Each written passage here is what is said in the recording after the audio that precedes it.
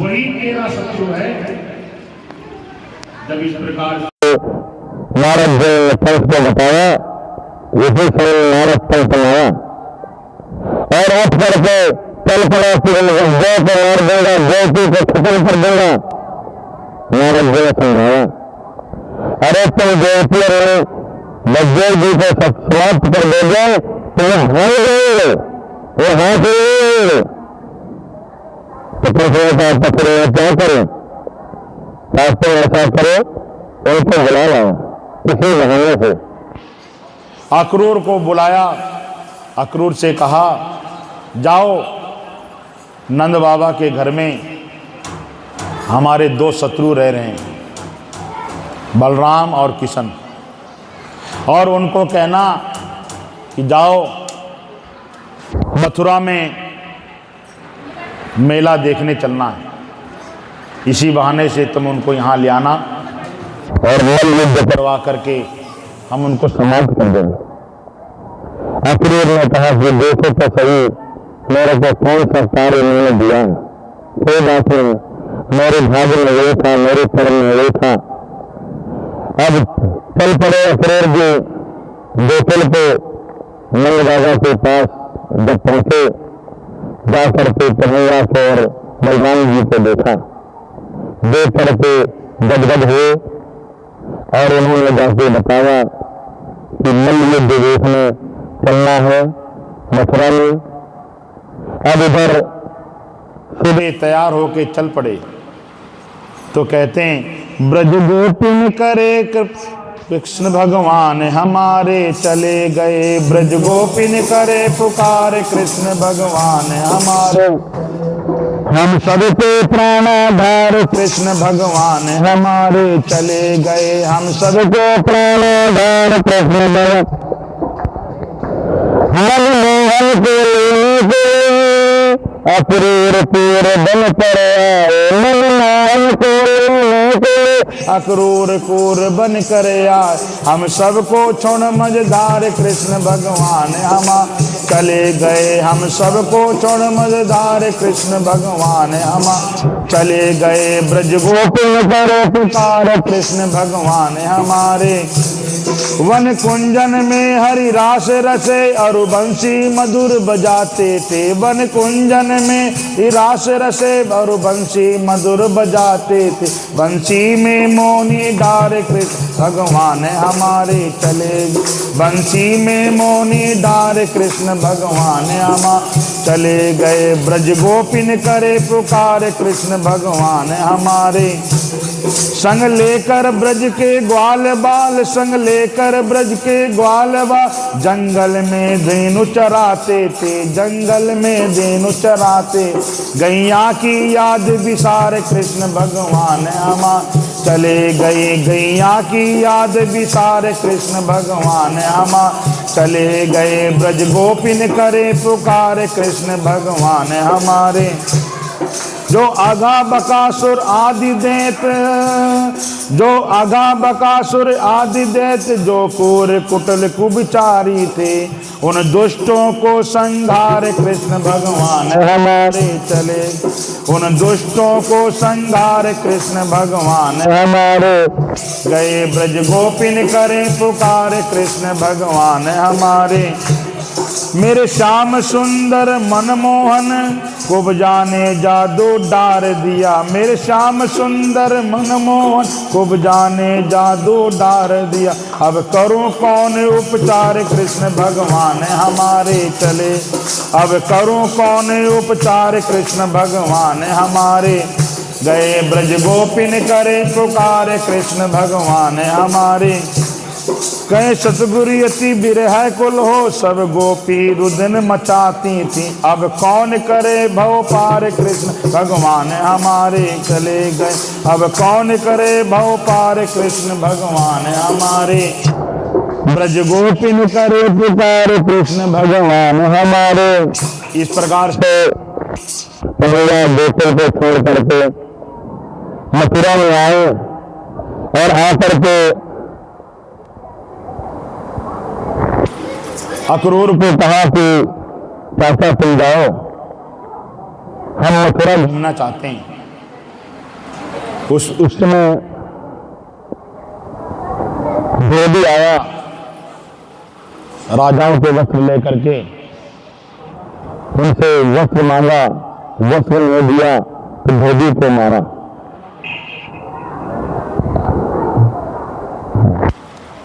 कहते हैं इससे पहले एक छोटी सी कथा है। रास्ते में गन्ना पार होने से पहले अप्रैल जी ने कहा कि मैं गन्ना नहा लूं। कहा ठीक है, आप जमुना स्नान कीजिए। जमुना में जैसे घुसे तो क्या देखते हैं, चतुर्भुज रूप परमपिता परमात्मा की, कन्हैया की। जैसे जल से बाहर आए तो रथ में बैठे नजर आए, जल के अंदर डूबे तो कन्हैया जल के अंदर नजर आए। उनको देख करके उन्होंने समझ गए कि जीव में परमपिता परमात्मा, इनको कंस क्या मार सकता है, ये कंस को ही मार देंगे। अब वहाँ से मथुरा आए। मथुरा में कंस ने अक्रूर ने कहा कि मैं जा रहा हूँ, तुम मथुरा भ्रमण कर लो, देख लो मथुरा कैसा। इसी से देवी आया, वस्त्र लेकर के वस्त्र मांगा, देवी ने नहीं दिया और कन्हैया ने अपने हाथ को सड़क छोड़ करके मारा, उसका गला कट गया। ये देवी कौन था? ये मुद्दा एक समय जब सीता को से अपमानित किया था कि मैं वो राम नहीं, जो रावण के पास तो रह करके आए और रहते थे अपना लो, मैं तेरे निकाल दूंगा। वही धोबी था जो कि सीता का वियोग का कारण बना था। तो कन्हैया ने उसको मारा। इसी समय रजत दर्जी ने कहा कि मैं वस्त्र को तुम्हारे नाक के कपड़े बना दूंगा। तो बना कर कन्हैया को पहनाया। वो दर्जी कौन था? जनकपुर में जब राम को देख करके उसने कहा, पास मेरे सुंदर दो बालक हैं, उनके वस्त्र सुने तो कितने आनंद आए। तो कन्हैया ने कहा कोई बात नहीं, दोपहर में कन्हैया रूप में आऊंगा तो तेरे हाथों से बने हुए कपड़े सिल के पहनूंगा। वही रजत देवी। अब इसके बाद क्या कहते हैं, पूजा पौधे से और प्रेरणा लेकर के पुरुष के पास जा रहे थे। कन्हैया ने कहा अरे तिलक हमें लगा दो। कन्हैया को देख करके लिख दे दो। उसने कहा जोड़ भी लगा गई तो उसको तिलक लगाते हुए जो गायिका कन्हैया का तिलक लगा दो। उनको तिलक लगाया और कहा इसके बदले में क्या देगा? कहा तेरों को सीधा कर दूंगा। उसी समय एक पैर से उन्होंने उसके पैर को दबाया और ठोड़ी में ऐसे हाथ लगाई और जैसे उठाया सीधी हो गई। कहते ये कौन थे? ये पृथ्वी थे। ये कंस के कारण टेढ़ी हो गई थी। अब इधर मल युद्ध के लिए चल पड़े तो धनुष रखा हुआ था। धनुष की रक्षा करने के लिए जितने भी सैनिक थे रक्षा कर रहे थे, उसी से बलराम और कृष्ण जाकर के एक धनुष को उठा करके तोड़ दिया। कहते हैं धनुष नहीं था, किसने था धनुष?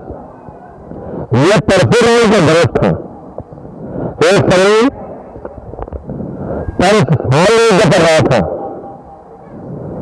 हल युद्ध करते हुए परशुराम जी इसके पास में थे। घोड़े के बच्चे, मंडल के बच्चे, ये क्या कर रहा है? इसी समय परशुराम ने तो प्रणाम किया और कहा कि लो धनुष, इसको पत्थर पर चढ़ा दो, अगर लेकर आएगा लेकर को मार दूंगा। इसी से पत्थर पर चढ़ाओ, ऐसा ले जाए इसको, जल अपने धनुष तोड़ देगा तो समझ लेना कि मेरा कार्य समाप्त सामने आ गया। इसी समय धनुष को तोड़ करके पिघले पीले हाथी दरवाजे में खड़ा कर रखा था। यहाँ से निकलेंगे तो हाथी जो जा रहे हैं उनको पकड़ा दिया जाएगा। इसी समय पिघले पीले पे उन्होंने तब गिरा करके उसके दांत तोड़ करके पंजे ले करके गए जहां नदी में धो रहा था। इसी समय हमारे दल जितने भी पहलवान थे उनको उन्होंने प्राप्त किया। प्राप्त करने के पश्चात पहुंचना था पकड़ने मजदूर के छोरों को नंद बाबा के छोरों को। इसी समय पकड़ने लगा उछल करके जहां पंच बैठा था पंच को पकड़ा, टोपी पकड़कर घसीटते हुए पूरे पृथ्वी का भार पंच की छाती में पैर रख दिया और तरह करके इसके प्राण पे थोड़े उड़ गए। कहते हुए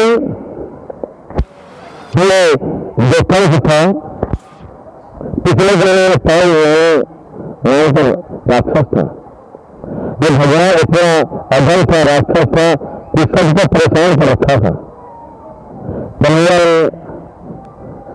और हर घड़ी हर पल रातों दिन भगवान का एक चेष्टा किया करता था। अब कहते हैं जब पंच को मारने के पश्चात अपने माता पिता को जेल से छुड़ाया, उनके गले से लगे नंद बाबा और जितने भी देव देवता थे सबसे कहा कितने जाओ, मैं दोबारा आऊंगा गोकुल में आकर के तुमको दर्शन दूंगा। अब इधर पंच की पत्नी बेटे अस्थि और प्राप्ति ये अपने पिता के पास दरअसल के पास गए और कहा जाकर के पिताजी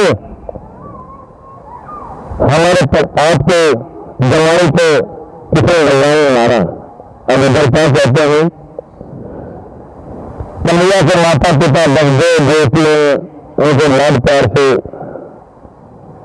रखा और कहा कि तुम्हारा जवाई संस्कार करवा, क्योंकि जब तुम पैदा हुए थे तो उन्होंने कहा था कि 1 लाख गाय दान करूंगा। इसी समय 1 लाख गाय दान उन्होंने करे और कन्हैया के जवाई संस्कार करवाया। जवाई संस्कार कराने के पश्चात कहा कि पुत्र तुमको उज्जैन में जाकर के गुरुकुल में जाकर के शिक्षा अध्ययन करें। संगीत में किसी व्यासन ने भेज दिया। 64 दिन में 64 कलाएं उन्होंने सीख ली। सीखने के पश्चात उनसे गुरुदेव से कहा कि गुरुदेव अगर गाना चाहते हैं तो गुरु दक्षिणा पैसे कर दें।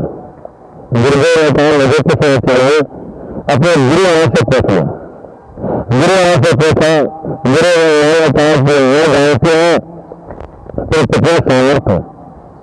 मेरा एक ही पुत्र था और वो समुद्र में डूब गया था तो मेरे पुत्र को लिया। इसी समय कन्हैया बलराम गए समुद्र में पूछ गए, नायक राक्षस को मार करके सुख प्राप्त किया और यमलोक गए। यमलोक में वही सुख लगाया तो जितने भी पापी लोग थे सब पर करके सब पहुंचने लगे। यमराज जी आए, यमराज जी ने उनको दंडवत प्रणाम किया और कहा प्रभु ये तुम्हारा ही तो विधान है, तुम अपने विधान को खंडन कर रहे हो, तुमको क्या चाहिए? ताकि आज मैं अपने गुरु पुत्र को लेने के लिए आया। इसलिए समय उनके गुरु पुत्र को दिया और आकर के गुरु मां को सौंपा और विदा ली। इधर आकर के क्या कहते हैं विद्या को जो वरदान दे के गए थे तो मैं वापस लौट के आऊंगा, विद्या के साथ में रहो। विद्या के साथ में रहने के पश्चात अब यहाँ जरासंध जितने भी राक्षस थे सभी राक्षसों को लेकर के कन्हैया के ऊपर मथुरा में चढ़ाई कर दी। कन्हैया ने जरासंध को हराया। हराने के पश्चात 17 बार हार के गया, फिर राक्षसों को इकट्ठा करके फिर मंदिर पहुंचा। 17 बार हराने के पश्चात एक काल था राक्षस। ये कालनेमी कौन था? गर्गाचार्य को एक बार अपमान कर दिया गया था तो गर्गाचार्य ने कहा मैं ऐसा पुत्र उत्पन्न करूंगा जो सब यादों को भस्म करेगा। इसी समय कालनेमी से कोई जीत नहीं पाता था, तो काली मुनि ने नारद जी से पूछा, मेरे से युद्ध इस संसार में कौन कर सकता है? तब एक ही है जो मथुरा में कन्हैया और वही पर से युद्ध कर सकता है। कन्हैया के पास गए युद्ध करने के लिए, तो कन्हैया घर से खाली हाथ ही आ गए। इसने कहा, अरे वाह, ऐसे आज तक मैंने कभी छतरी देखा नहीं जो बिना हाथ से लगेगा, मैं भी बिना शस्त्र से लगेगा। इसी समय जब कन्हैया उसके नजदीक आए तो कन्हैया भगे और भगते भगते जहाँ पर हॉस्पिटल सो रहा था वहां जाकर के अपना पीला पतंगा के ऊपर डाल दिया और छुप गए। तारे ने जब दिखा में दिखा, तारे ने कहा, देखो तो यहाँ आकर के सो रहा है। इसी समय तारे ने लात मारा, लात मारते ही मुश्किल जगह और जगते ही ऐसी अगर जाने आंखों से निकली और ताले में धसे हो गए। परम पिता परमात्मा ने तालने को वध करने के पश्चात फिर गरज से फिर चढ़ाई करते आए तो कन्हैया और बलवान, कन्हैया ने अपने बलवान से कहा, भाई साहब, तुम्हारे जो घरे पकड़े थे उनका राज्य है, महल है, कोई है चले, तो फिर गरज से बहुत परेशान कर रहा है। अपने भाई साहब को मना करके द्वारका पूरे का निर्माण किया। दरअसल आया और दरअसल क्या किया कि उनको मारने के लिए गया तो श्री कृष्ण भगवान और बलराम भी पहाड़ों में चले गए। चारों तरफ लत्तर लगा करके आग लगा दी गई और जला दी गया तो कन्हैया वहां से पिछल के कूद करके भाग गए और कन्हैया ने जितने भी नगरवासी थे सबको लेकर के द्वारकापुर चले गए। अब कहते हैं कि ब्राह्मण देवता कन्हैया के पास गए संदेशा लेकर। किसका संदेशा? रुक्मणी की शादी हो रही थी शिशुपाल के साथ में। रुक्मणी ने कहा,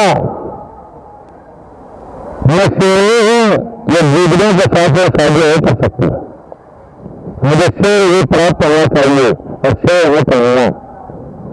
इसके पिताजी चाहते थे कि मेरी बेटी की शादी कन्हैया के साथ में हो जाए, नगरवासी भी चाहते थे कि रुक्मणी की शादी कन्हैया के साथ में हो जाए, पर जो सबसे बड़ा भाई था उसका वो नहीं चाहता था और वही गद्दे में बैठा हुआ था।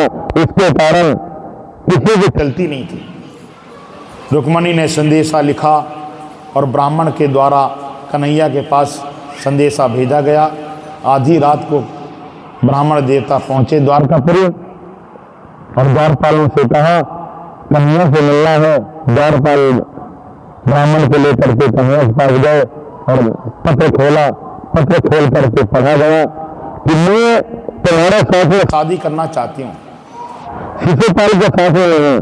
कन्हैया ने कहा, मैं भी चाहता हूँ कि मेरी धर्मपत्नी रुक्मणी बने और मैं भी हर दिन हर पल याद करता रहता हूँ।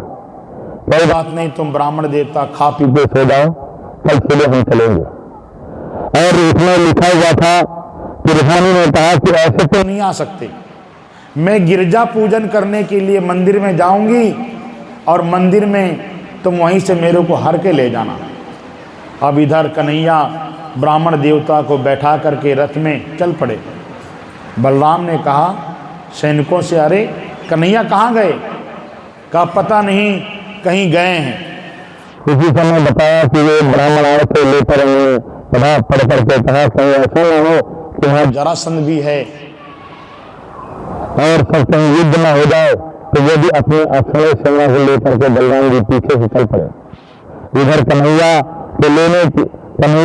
रुक्मणी को लेने के लिए गए और ब्राह्मण को जब देखा, रुक्मणी ने पहचान समझ गई कि कन्हैया को संदेशा मिल चुका है और कन्हैया इधर गिरजा पूजन करने के लिए गई और जाकर के जब पूजन करके मंदिर से बाहर निकल रहे थे, इसी समय क्या देखा? श्वेत वर्ण के घोड़े देख करके रुक्मणी खुश हो गई कि कन्हैया मेरे को लेके चले जाएंगे। इसी समय कन्हैया आए और रुक्मणी को हाथ पकड़ा और हाथ पकड़ करके अपने रथ में बैठाया और सब चिल्लाने लगे, अरे रुक्मणी को ले गए, रुक्मणी को ले गए, रुक्मणी को ले गए। उसी समय सैनिक जितने भी थे सब भगे पीछे से। और जरासंध ने कहा, अरे देखो तो सही, हम सब के आगे से रुक्मणी को छीन के ले गया, इसकी कितनी बड़ी हिम्मत है। अब इधर कन्हैया आ रहे हैं और रुक्मणी को हर के लेके आ रहे हैं। रुक्मणी को अपने द्वारकापुरी में आकर के किसकी खुशियाँ हैं नगर में बज रही बधाई, बोलो किसकी खुशियाँ नगर में बज रही हैं बधाई, बोलो किसकी शादी है। मेरे ताना की शादी है, मेरे ताना की शादी है, अरे बधाई बोलो किसकी शादी है, बोलो किसकी शादी है, शादी है, बोलो किसकी शादी है, बोलो किसकी शादी है। नगर में बज रही हैं बधाई, नगर में बज रही हैं बधाई, बोलो किसकी शादी है, बोलो किसकी शादी है, मेरे ताना की शादी है, मेरी कान्हा की, मेरी रुक्मणी की शादी है, मेरी रुक्मणी की शादी है, नगर में बज रही हैं बधाई, बोलो किसकी शादी है, शादी है। आई है ढोल बजाने आई है, सखियां नचदी आई, ढोल बजाने आई, प्रज्ञा नचदी आई है, ढोल बजाने आई है। बल्ले बल्ले बल्ले बल्ले बल्ले बधाई बाजे भगतानो, बल्ले बल्ले और नगर में बजे बधाई, बोलो किसकी, बोलो किसकी शादी है, बधाई बोलो। निधि निधि नाचो।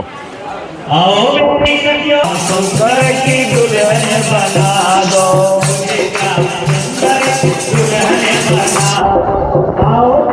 सखियों मुझे मेहंदी लगा दो, आई लगा दो मुझे सजा दो, मुझे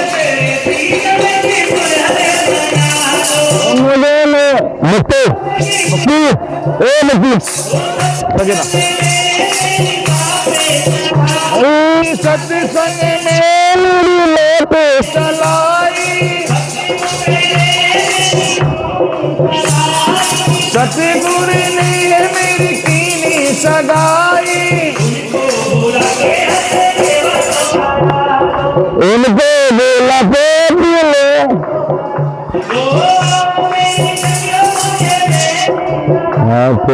हम हाथ पिता के कह देंगे,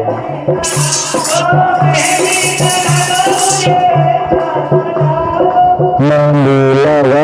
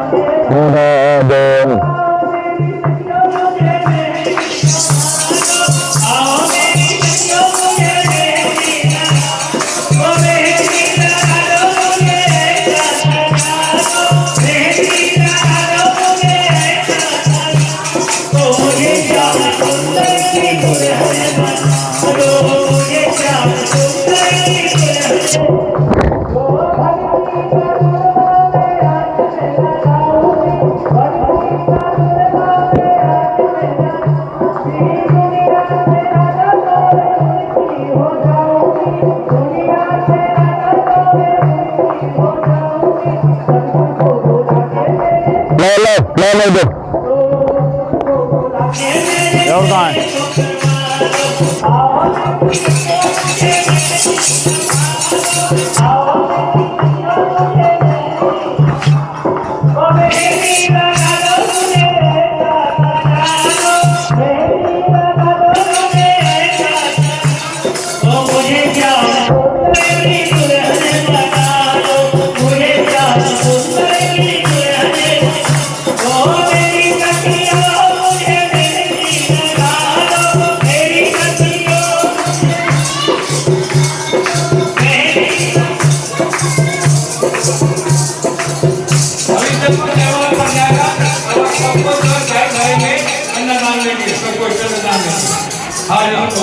खड़े हो जाओ, खड़े हो जाओ। विश्ववेदा श्याम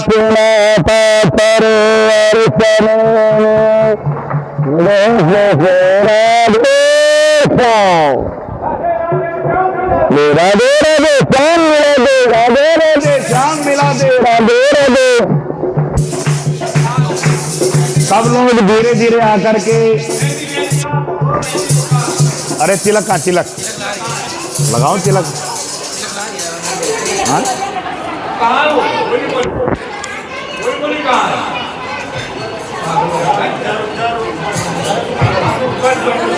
हाँ जी बधाई होवे,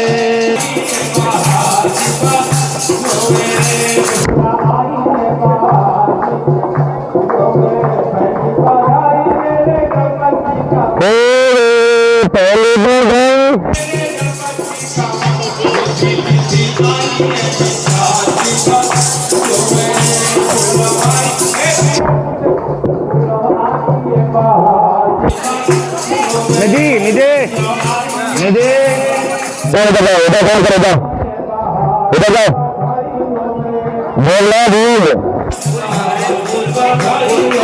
भोग लगाओ।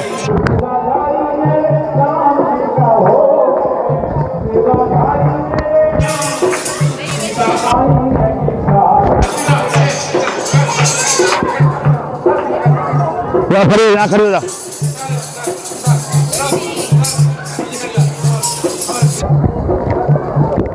खड़े रहो, खड़े हो वहीं। कार पैसे ले लेना, पर्स ला, पर्स ला।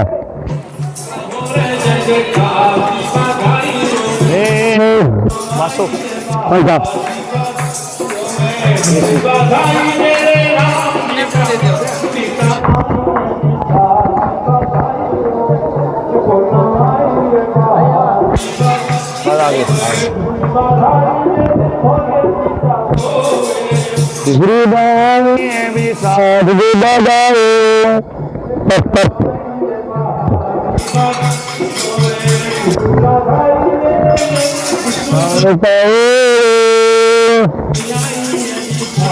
बधाई होवे,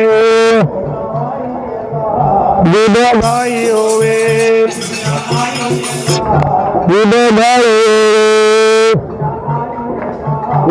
बधाई होवे।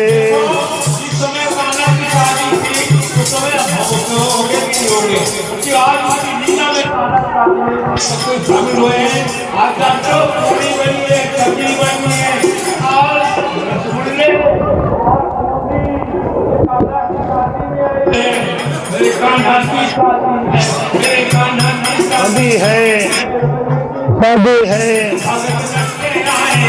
ढोल बजाने आए हैं।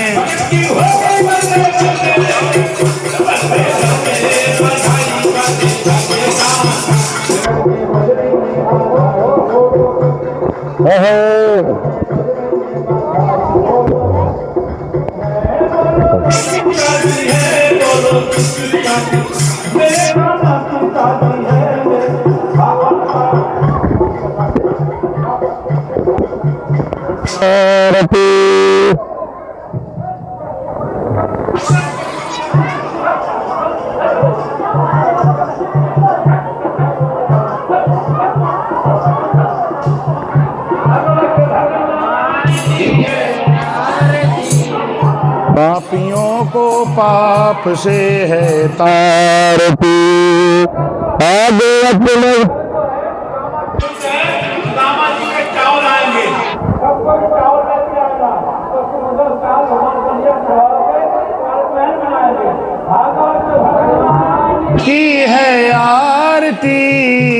पापियों को पाप से है तारती, यह अमर ग्रंथ मोक्ष पाती पंत वेदनी, विपरीत बनाने वाला अमर ग्रंथ मोक्ष पाती, विपरीत बनाने वाला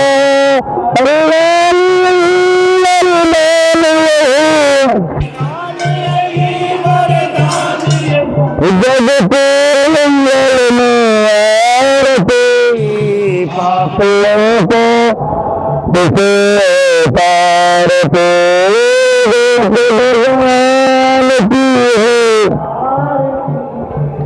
पापियों को पाप से तारती, यह शांति गीत पावन पुनीत हरि दर्श कराने वाला, ये शांति गीत पापों को मिटाने, हरि दर्श कराने वाला, यह शुभ करनी है दुख हरनी, ये शुभ करनी है दुख हरनी, मधुसूदन की है आरती, आरती भागवत भगवान की है आरती, तारती, यह मधुर बोल जग फंद कोल सन मार्ग दिखाने, नवदोष जगाने, ये मधुर बोल जग फंद कोल सन मार्ग दिखाने,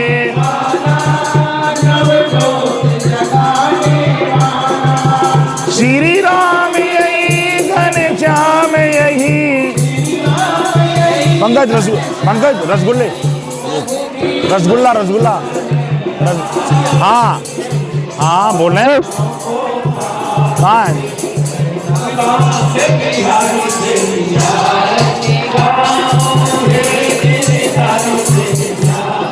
गाँव श्याम सुंदर तेरी यहीं कर लो, कहाँ जा रहे हो, अरे इधर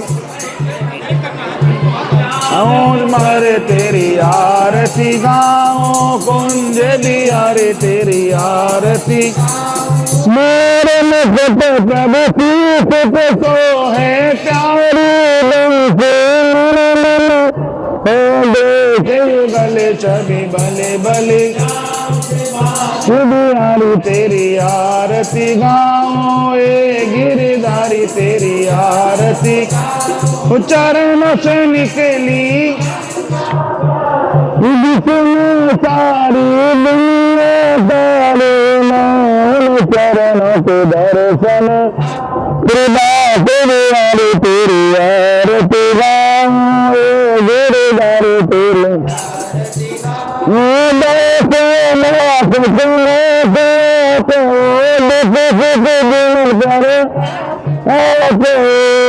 चरणों में शीश झुकाऊं, श्री के बिहारी तेरी, श्री हरिदास के प्यारे तुम्हें मेरे अनुगुण देखे बल सभी बल बल जाऊं, श्री के बिहारी तेरी, भोग लगाए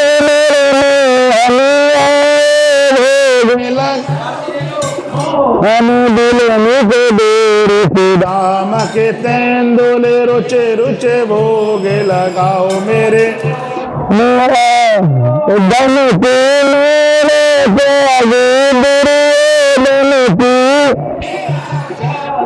मेरे दूरे घरे खाओ मेरे, मुँह में आए भोग लगाओ मेरे,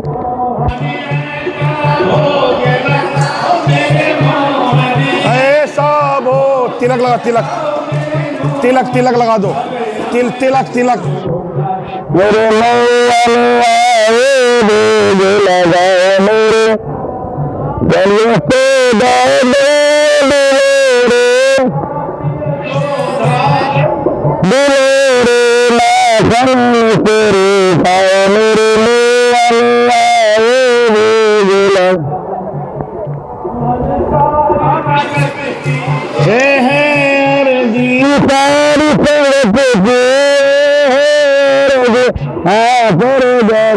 दिखाओ मेरे मोहन